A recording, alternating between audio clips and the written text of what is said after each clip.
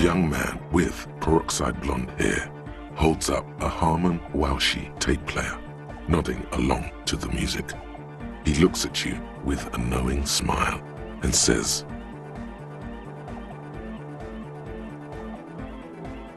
as though you're supposed to be sharing some tremendous evangelical secrets. Hardcore! Hardcore! Hardcore to the mega! Internally coherent! All-core! All right! Yeah! He furrows his brow as his very large head traces the sublime invisible movement of the music in the very real air of the stuffy tent. Hardcore! Ah!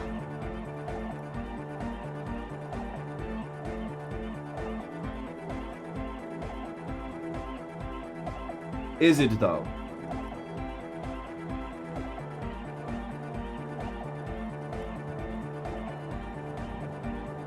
One mind, one spirit, there's no other world, there's no other life! Could there have been a right way out of this garden of forking paths, you think?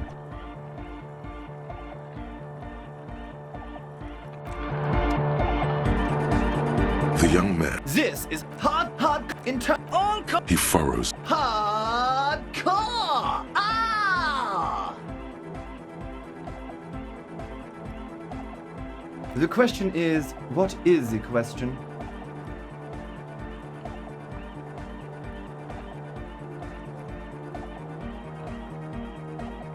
But there was a question? Back to the head. Hard, into all. He furrows. Is it though? But is it? I mean, really? No, but seriously, I'm a bit worried it isn't. The skin on your back is crawling. For a second, you can't even hear the music anymore. There is a hawthorn tree on Rue de Saint-Gislain, right next to the canal.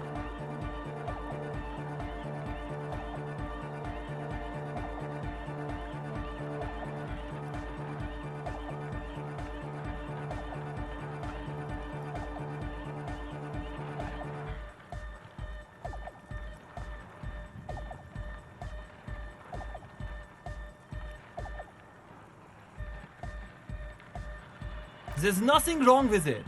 I'm still in love with the hardcore.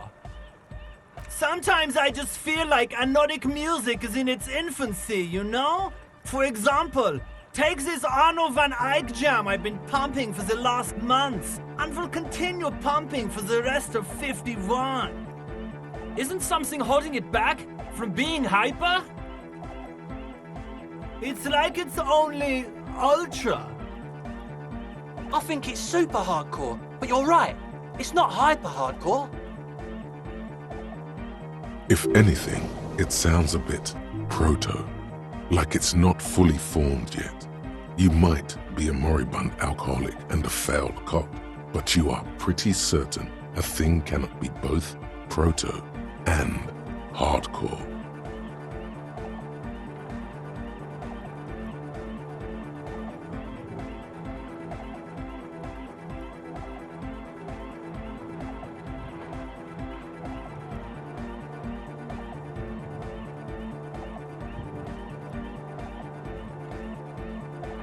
Wow! Culture Cup! I think you might be right, but how could it become hardcore then? I know it in my heart, but cannot think it in my head. If this is not hardcore, how could anything be?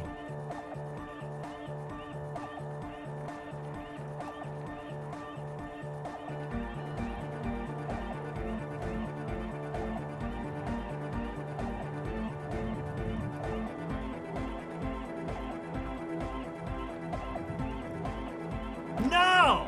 This is the answer! What? Guys, there's something happening in his head.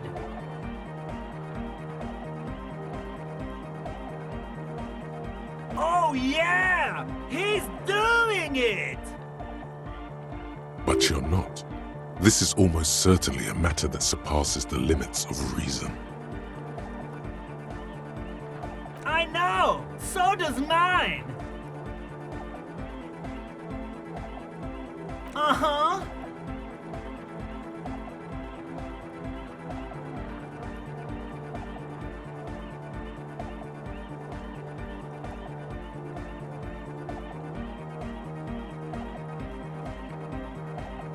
Oh. Yeah!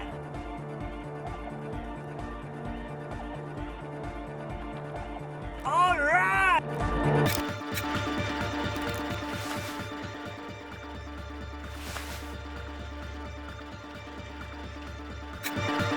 The large head. Good morning! Yeah! Pump it up! Pump it up! Pump it up! No nation, but transnation! No war, but class war!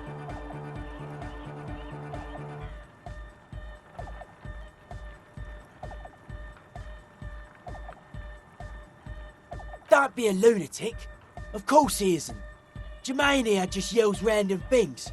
Odds are, sooner or later one of them will come off as fault reading. Yeah! Revolution imperative! Unless you were thinking Revershaw imperative right now.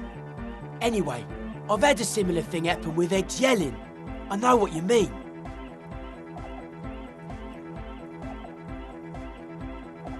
Hardcore superstar! He's not a communist. It's just something he likes to yell. He picked it up from a tape jockey at the Elysium. She was a communist, though. Yeah! With the rebel yell!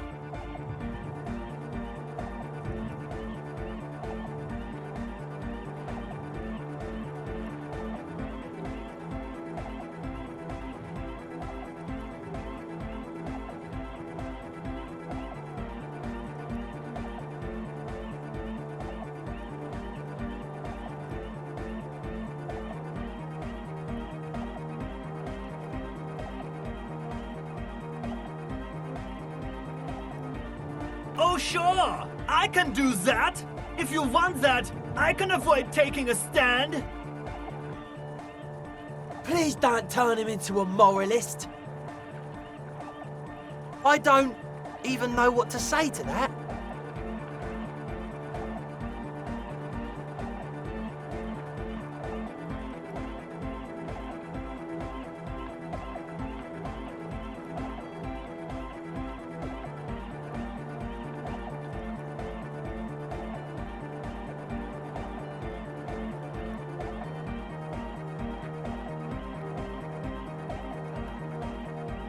Aye!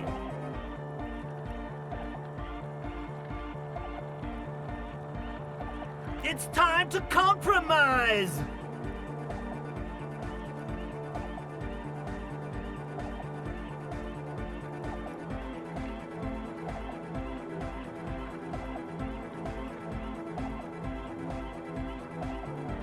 Incremental change!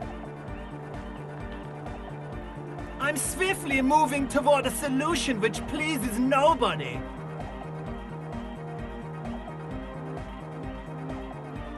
Dark-Horde Hardcore! Jermaine Egghead! Basically, yes it is.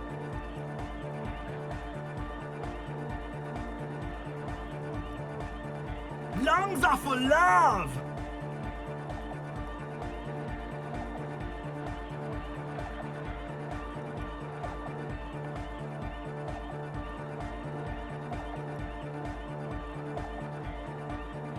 When Dolores Day was anointed innocence, her lungs started glowing through her body.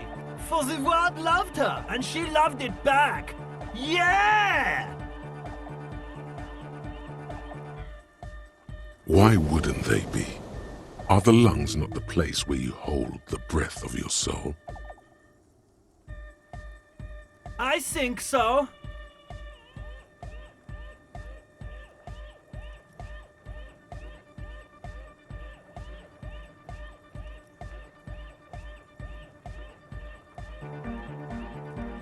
highly gaily.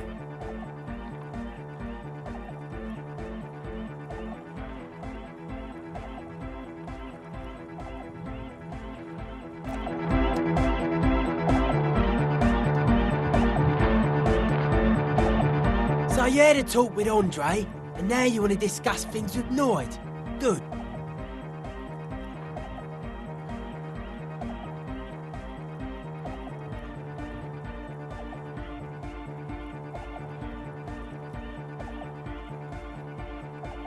It's good you talked to Andre first. Gave me time to get a reading on your sign. Can't really talk to people before you get a reading.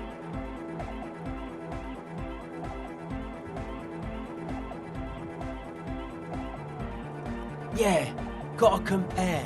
See if we can align.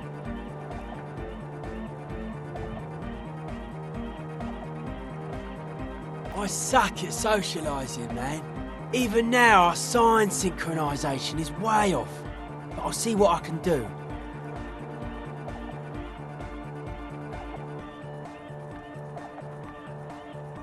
A sticker? You mean the yellow one? Can you describe it to me? Interesting. He wants you to describe it, though he already knows what it looks like.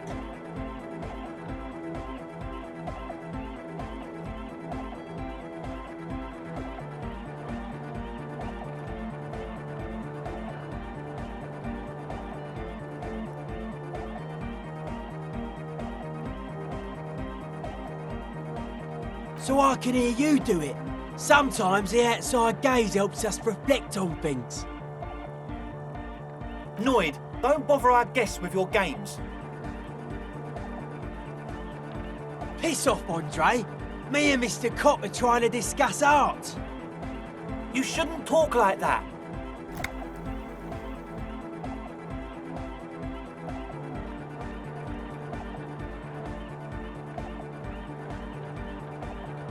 Cool.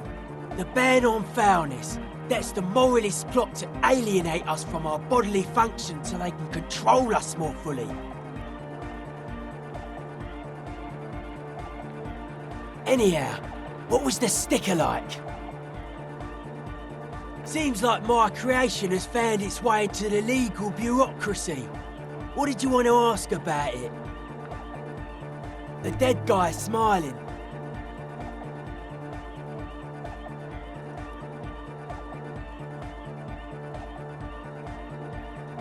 He defeated history. We are living in the age of history, and in the eyes of history, we are always already dead. How can we ever smile then? Because history is a lie, and so are its deaths.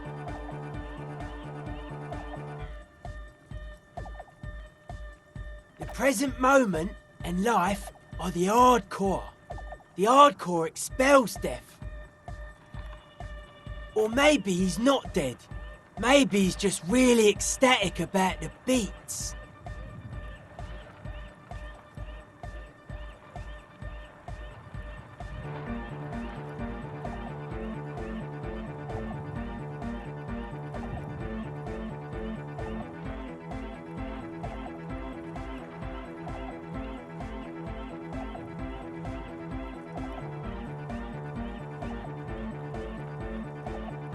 He blinks, waiting for the next question. Simplicity was brought to us by classical soul artist modernism, but that was a tasteful, harmonious simplicity, right? Well, hardcore is not tasteful or outwardly harmonious. It's a warning shot. This will be dangerous. The echo of man's loss, haunting him. The sticker, the clothes, the music, same thing.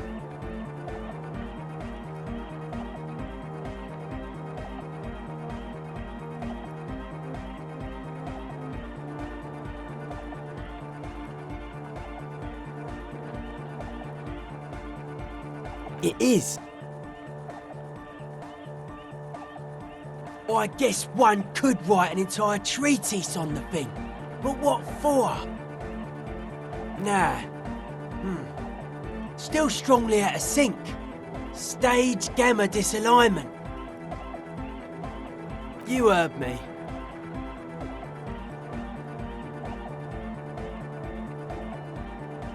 Weird stuff. Specialised. There was a data processor and some sort of long-wave machinery.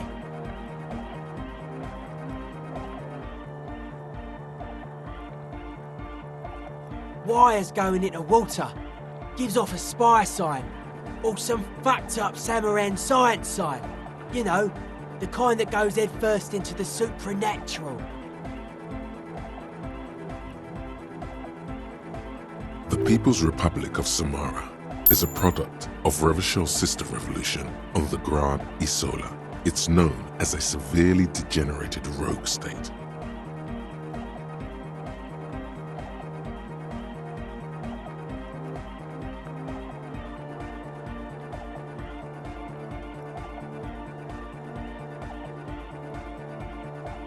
I know, man.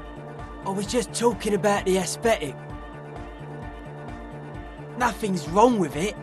You should definitely be researched. You can still do sick shit with it, though. The sickest? That's perhaps why it should be researched.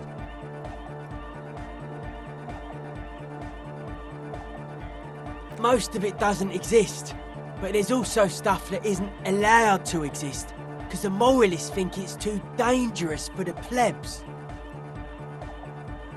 Psionic powers, pale-related diseases, pretenders pretending to be human, folk rights, that kind of stuff.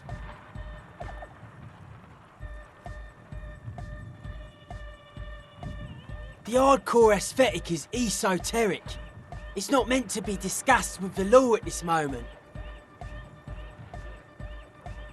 It's not easy to reach a harmonic resonance of signs without some adjustment.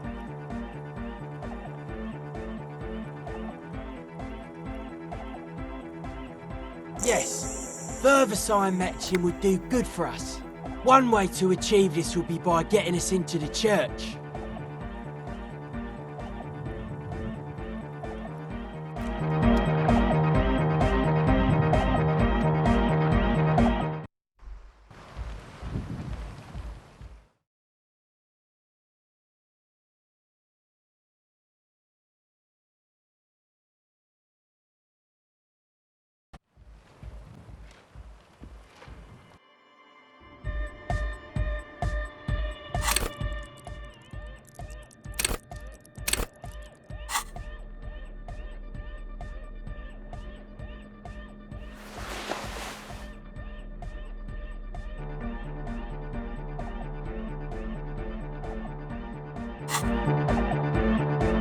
The large-headed youth has closed his eyes, lost in the music.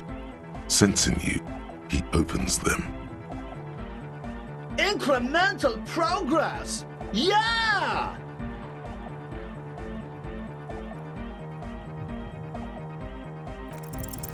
You know it in your lungs where the pressure should vibrate, in your heart that's alone, and in your solar plexus where the hits should land. So does every chordate animal. What?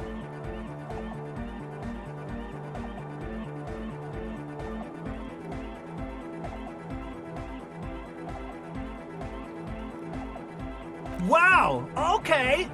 We should start with the melody. But where would we get that stuff from?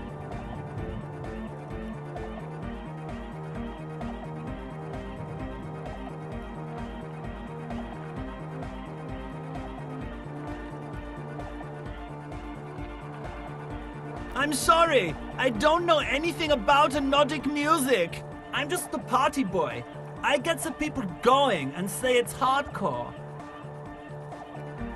He feels ashamed he can't be of more service to the future of dance music.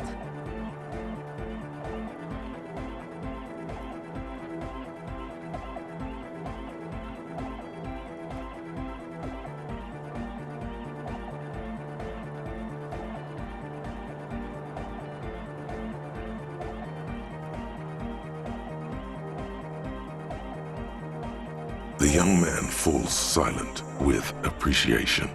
He even tries to contain his smile, as if it could hinder your investigation. Basically, what you need to find here is a tape with some banging music on it, so that Egghead could use it to remix Van 8's jam. Yeah, maybe that street hawker across the pawn shop has got some tapes to sell. That's just an idea. There is a hawthorn tree on Rue de Saint-Gilles Lane, right next to the canal. A reel of magnetic tape is caught in its branches, like bronze ribbons blowing in the wind.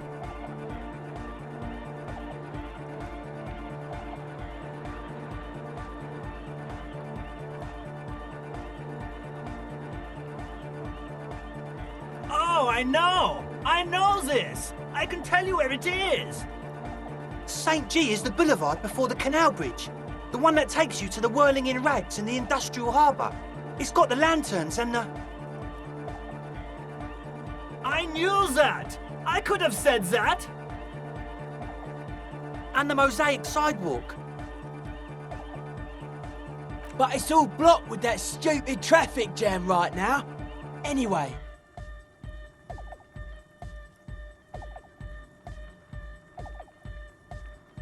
Does it?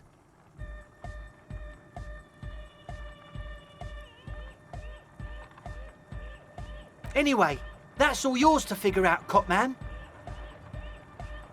Copman!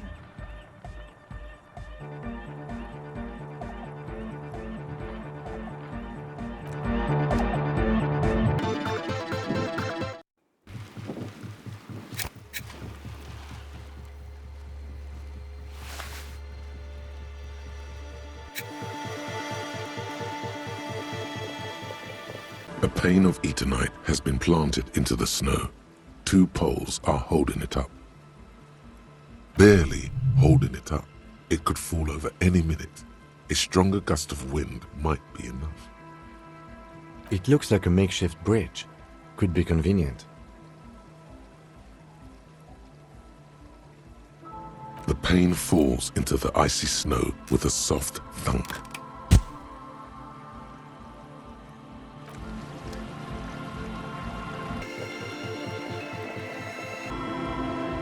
The shaggy-haired girl kneels on the sea ice. She looks up as you approach.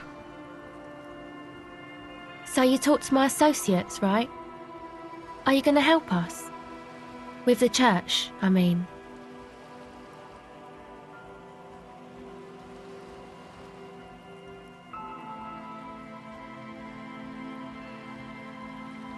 Great. Let us know if there's any progress, will ya? We've been waiting for weeks here.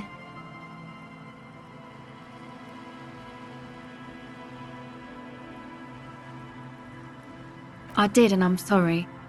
For what it's worth, which isn't much.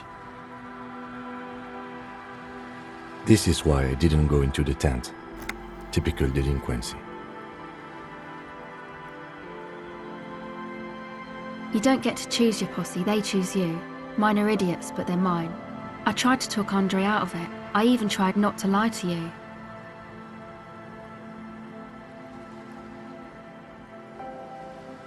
Indeed, she merely tried to omit the truth instead.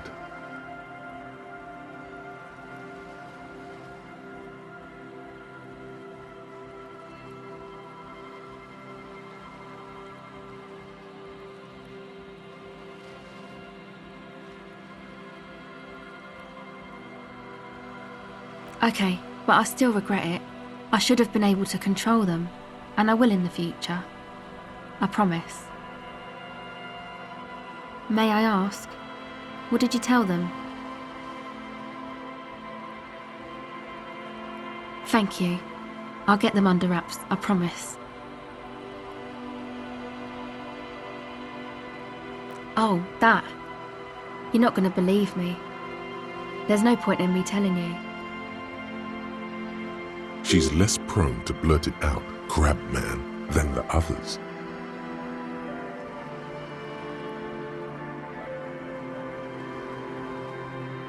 Okay. I went in and I saw a woman next to one of those machines there. Noid calls it a mainframe.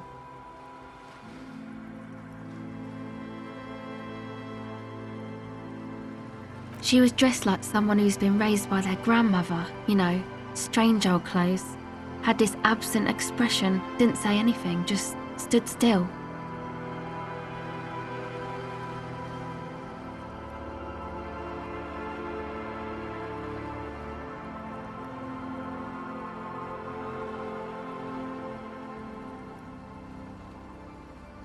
And then, you know, right behind her, a man crawled down the wall, upside down like a crab, down the church wall. I think the woman didn't even know he was there. He was completely silent. He stopped right before he got to the floor, then just hung there like that, looking at me, right at me. I fucking turned around and walked out. End of story. Like a crab, you say?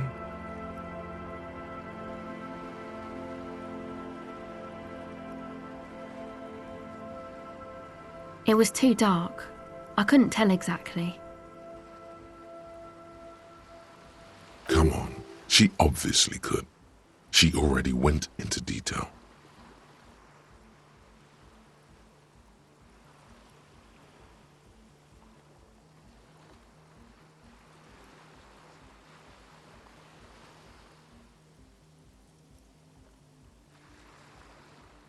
He looked like a banger, okay? He was all muscular and stuff. Had a mesh tank top. I know it sounds ridiculous, but that only made it scarier in a way. A crab and a banger? Yes, a banger. As in a mess gang member. I know what it sounds like, but that's what I saw.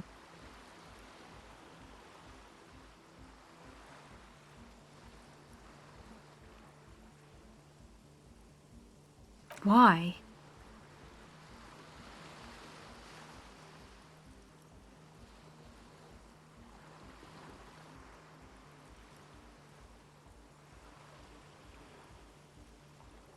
Okay then. They certainly do around me.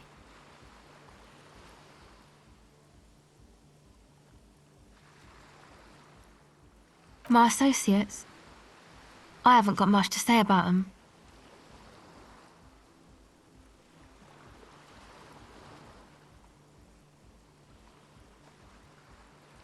Of course I do. I just don't tell people about my friends and who they are and so on. I don't provide information on them. To the cops.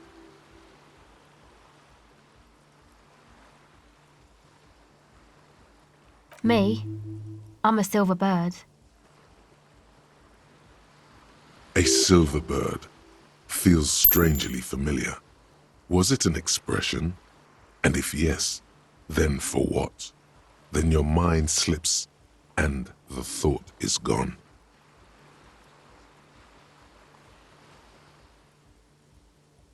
Don't know what makes you think it'll be any different later, but...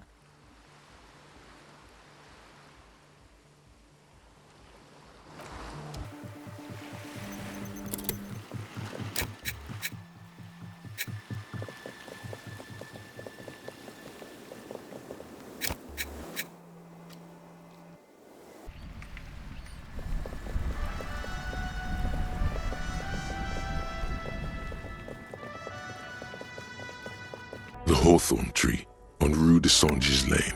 Bronze-colored ribbons of magnetic tape are caught in its branches, fluttering in the breeze.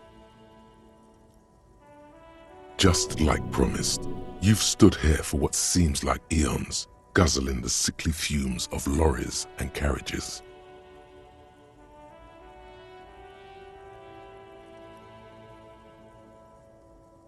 Patting the tree reveals a small sticker which has almost been worn to oblivion.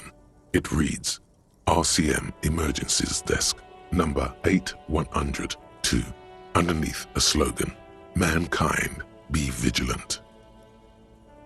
The bronze ribbon twists around and within the branches in an intricately natural pattern. But there's something. There's a twisted logic in this mess. You see the ends of the ribbon, the way it flows, how it twists and turns. It's all starting to make sense. It'll be easier to remove now.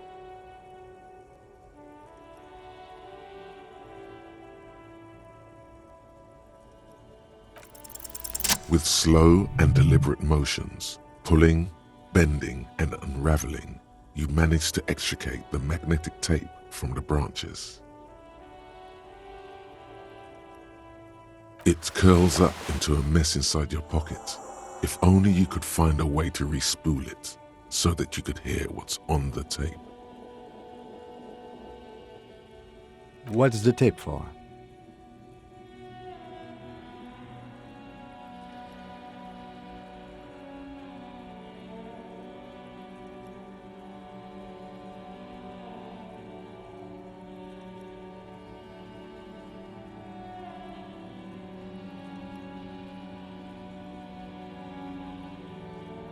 How? It's broken and unspooled. Do you think your new buddy knows how to fix it?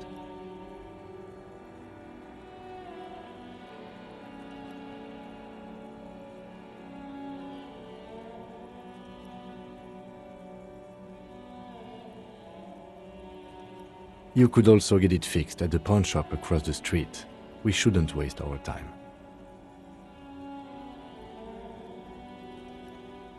Good idea. He might have the tools. The tape projector in the pawn shop uses similar tape.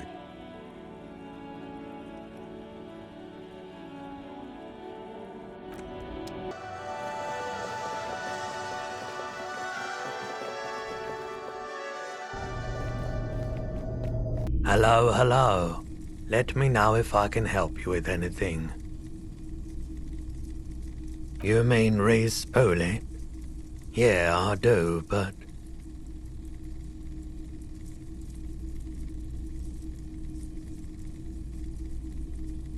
But I'm not some Mr. Fix-It.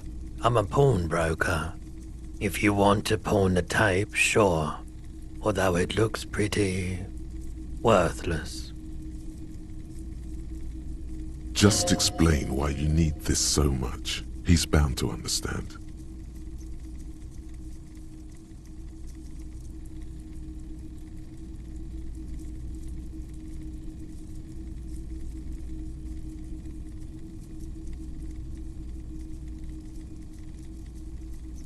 Huh? What do you mean? Yes, what about it?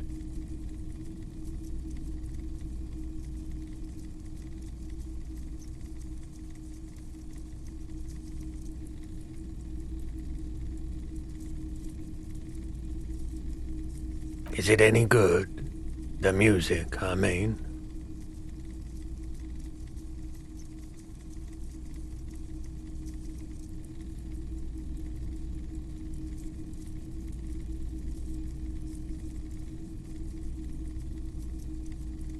Man, you're really invested in this.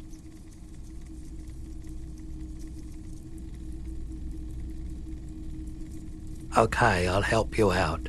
It's going to take a moment, though, so just sit back and relax. You take some time to look around the store. The play of visuals all around the pawn shop is mesmerizing. Suddenly, Roy turns back to you with a reel of tape in his hand and coughs. You know these visuals would look super cool in the church.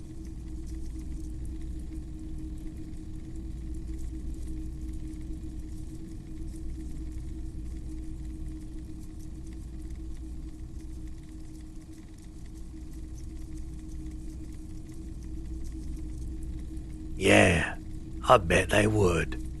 All those lights in a massive church hall.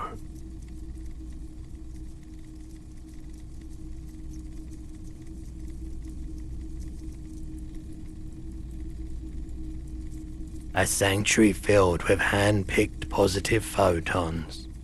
There would be no room for sadness in such a place. It's a brilliant vision.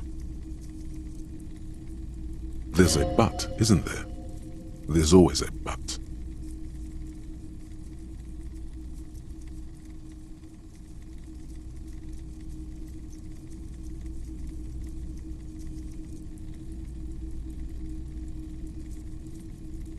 Yeah, man, no. I rather like this place happy too. You know, where I work. This tape is all I can do for you and your friend's nightclub project.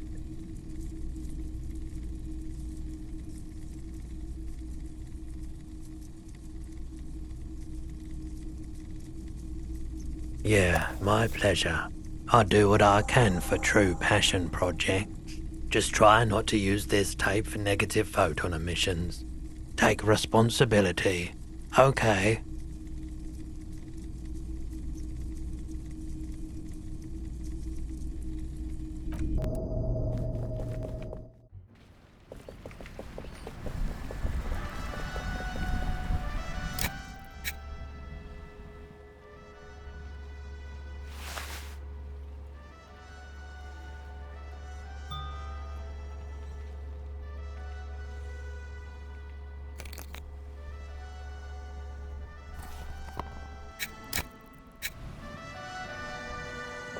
Inside, you see a set of steering levers, a radio microphone, a pull-out toolbox, and the soft glow of the fuel preheater gauge.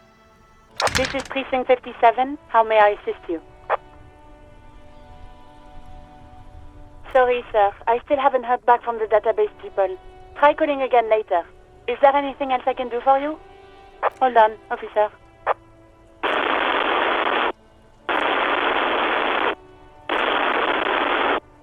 I've got Central Jamrock Public Library on the line, and I've already introduced you to their librarian. Connecting the call in 2, 1. Yes, this is Central Jamrock Public Library here. How can I help you, officer?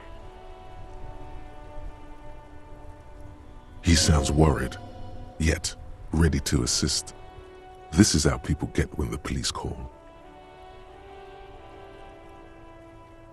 Billy Majon, you said. Give me a moment, I'll have to check our database.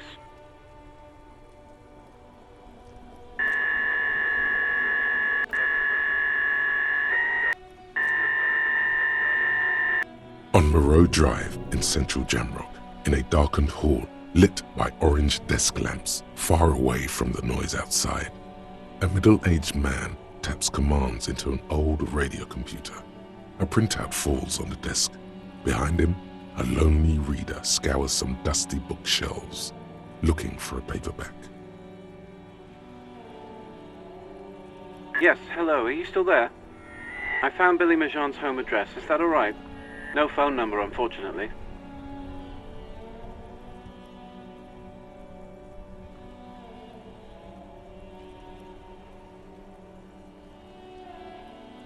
Here we go, sir. Rue de Saint-Ghislain, 33B, apartment number 20. It's in Martinez, I believe. Cape Side Apartments, it says. That's all. That's where the smoker on the balcony lives, isn't it? It says here that they returned their last book just a few days ago, but I wasn't at work that day. Marie? Marie? Do you remember a reader named Billy Majon? They returned a Tybalt book the other day.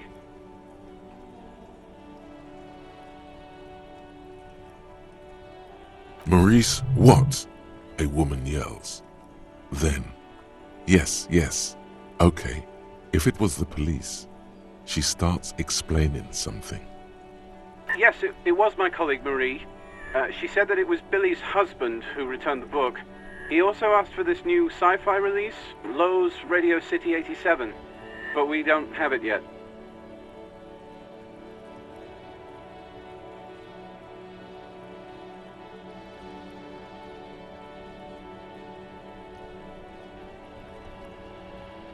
Marie knows Billy. She's been working here longer than me. Sometimes her husband returns some books for her. And then goes for a little drink later, on the lookout. Sorry, no. Marie only knows him by sight.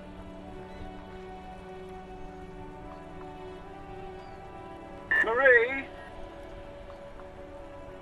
She said it was an older man, and that she's pretty sure he'd had a drink or two the last time she saw him. 1 second. Sorry, Marie wasn't really paying any attention to that. Happy we could help. Goodbye, officer.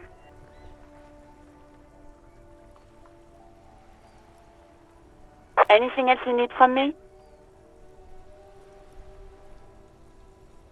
57th, over and out.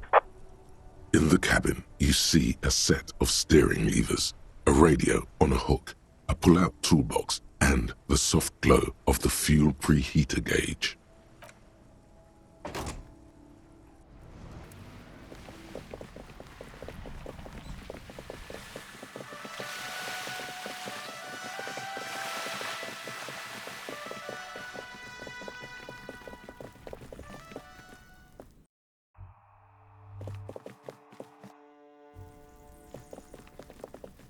A weathered brown door. The number reads 20. Something smells good. Soup allons yo. The lieutenant motions to you to go ahead and knock. This is the door. You already know it's the right door. This is going to be so hard. Don't knock! Just leave! You don't need this! You don't need to sad it up!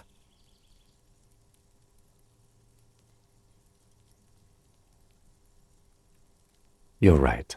Let's talk this through. You hear some light footsteps and what appears to be a daily weather forecast playing on the radio. We have our first preliminary identification. In all likelihood, the deceased is the husband of Billy Méjean. We need to confirm this, as well as deliver the death notification to Billy herself. Now, delivering a death notification is never an easy task. There's a reason why it's often called the most stressful part of our job. This is why it's usually done in pairs. You got this. I'll be monitoring reactions, ready to act if necessary.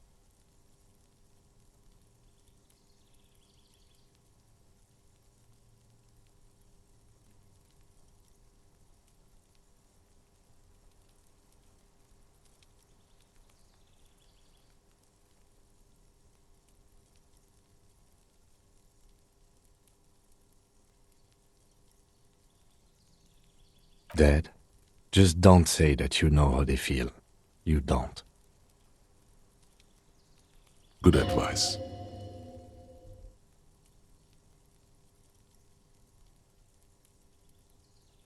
Yes, it's hard. But there is no easy way to handle this information. It just has to happen, as soon as possible.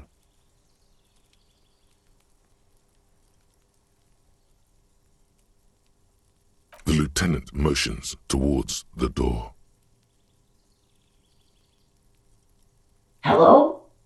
Who is it? And someone turns down the radio.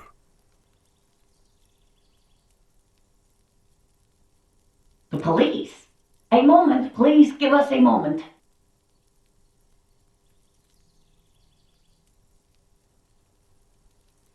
Tidying up, nervously.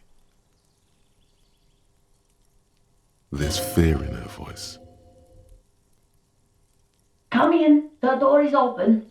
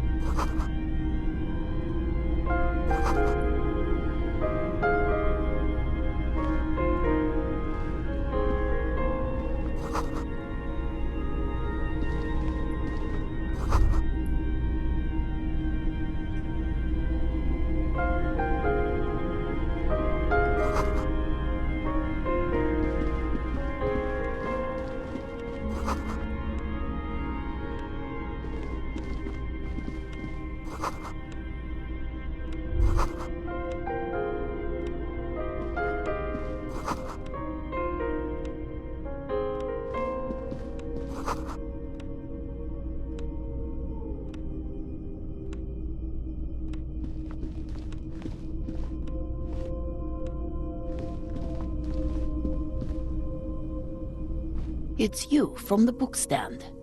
Did you come to bring my cockatoo back?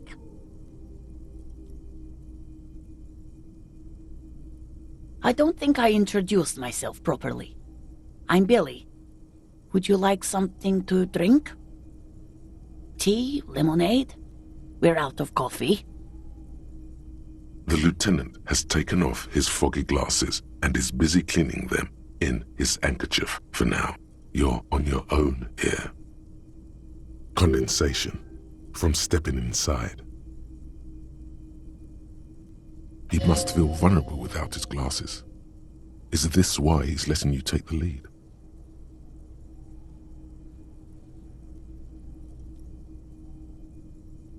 Is this about Victor, my husband?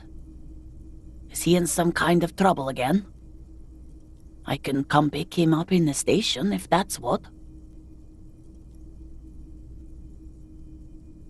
Keep it together. You don't want your body language to tell her the news. Sorry, I'm rambling. It's just that Victor often gets into all kinds of trouble. So, how can I help you? How about some small talk before you break the news?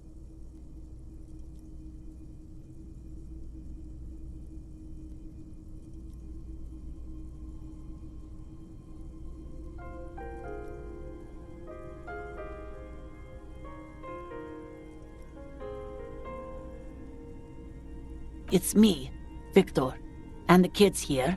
We have 2 daughters, Jenny and Jolie. They came home later. They're good girls. The girls are staying at their friend's place tonight. And Victor is out. She swallows visibly. No. Vi, do you have any news? No. I guess I'll find out when he decides to come back home. It shouldn't be long from now. He's never gone for more than a few days. Oh, it's in Jamrock. The one at Mayro Street. I don't know the official name.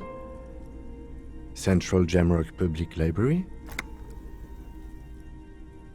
I think, yes, if that's the one on Miro. Just to return a book of mine? Why? Why all those questions, Detective? Did he... Do something? Break something?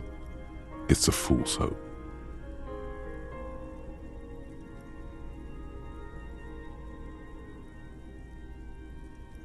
Yes.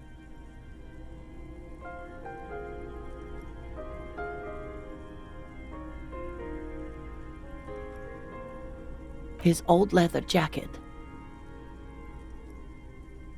It's just your average brown leather jacket, but he bought it as a teenager, so...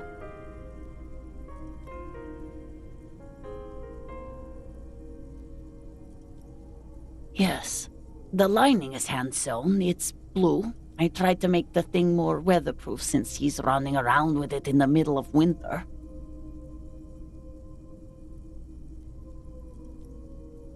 She folds her hands across her chest.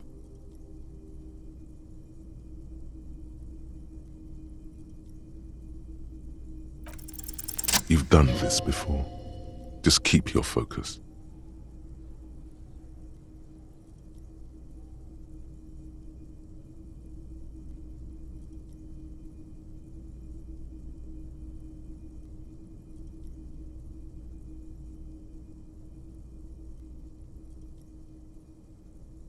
What did you say?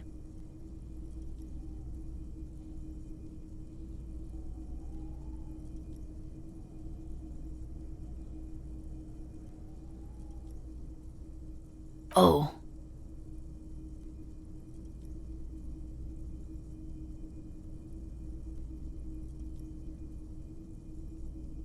Oh, But he was just...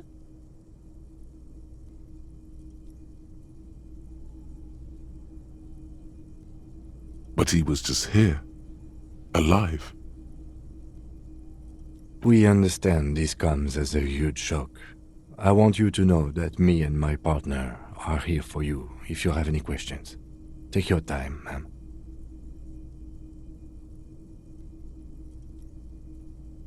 What happened to him?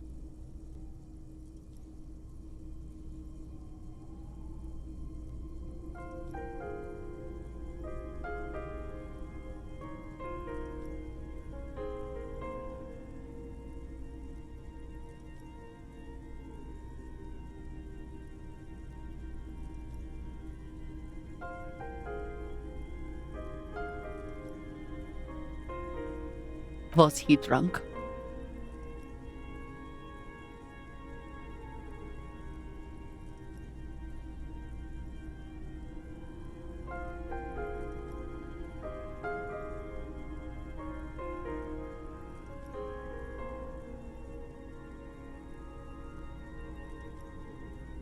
I see. And you just found him there, lying in the cold.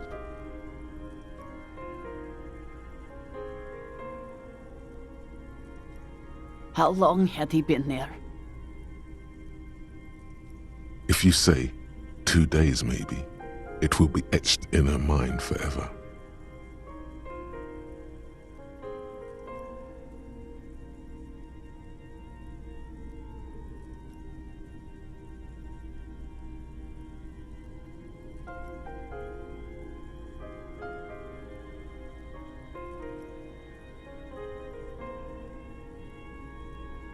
She blinks, eyes welling up with tears, as her hand starts searching for something from the pockets of her dress. Here.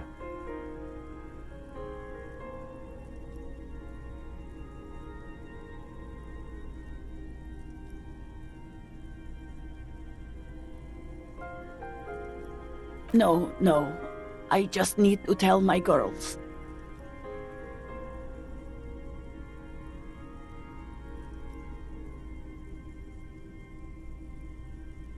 Unreal. God, should I call them? Should I tell them to come home? No. A day.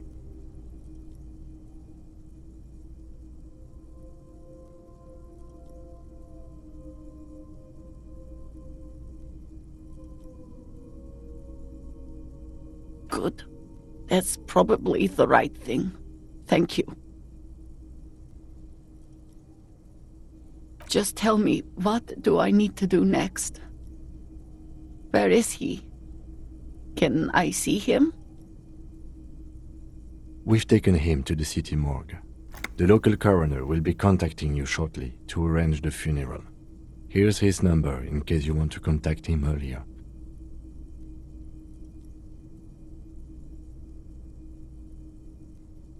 Is there anything else that the RCM could do for you? No, I'll call you if something comes up. I'm still... Thank you. Thank you for telling me. I'll call if... We should step outside and talk.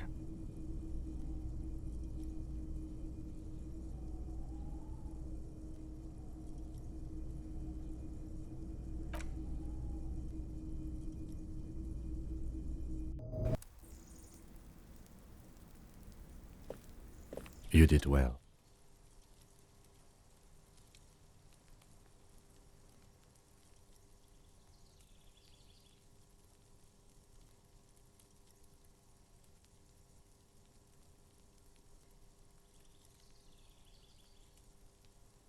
I'll call the station when we're finished with the day, and let them know the name of the deceased.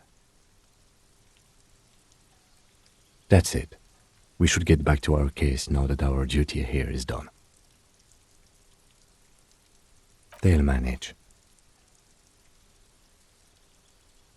Let's go. You should return to the boardwalk now that the body has been taken away. There's something you need to see. A little something that your visual cortex has put together while you were away. Let's call it an apparition from the past. Oh no, it's one of those show, don't tell things, isn't it?